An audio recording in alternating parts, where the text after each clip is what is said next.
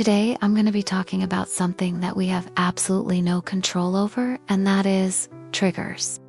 Triggers are not your fault. Okay, so this is something that I have learned over time. This is something that I still struggle with, but I want you guys to know that triggers are not your fault. Now let me explain.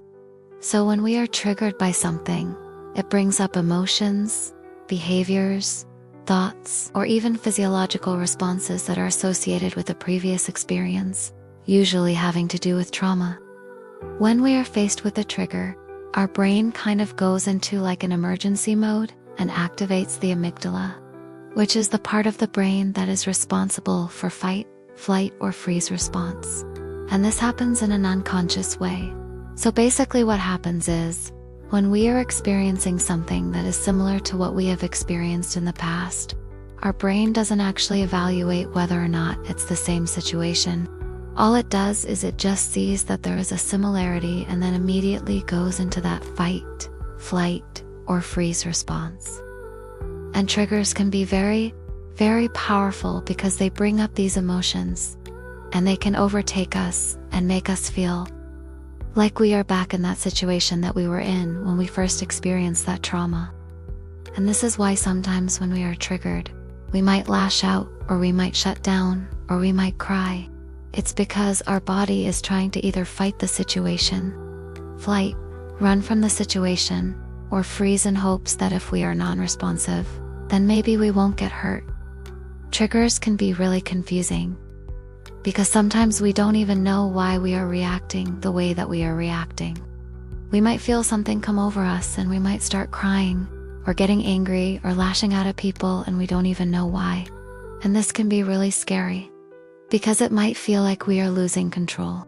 It might feel like we are becoming crazy, because we are not able to logically understand why we are feeling the way that we are feeling. When I am triggered, I usually become really quiet. I tend to withdraw and I kind of shut down. And this is because when I was younger, I didn't feel safe enough to express my emotions. So I learned to kind of just shut everything down and hope that things would go away. Now, this isn't really the best coping mechanism. As you can imagine, it's really hard to communicate when you're not saying anything. It also doesn't allow me to process whatever that emotion is that I'm feeling.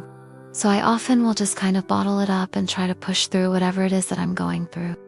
But it's not really the healthiest way to cope.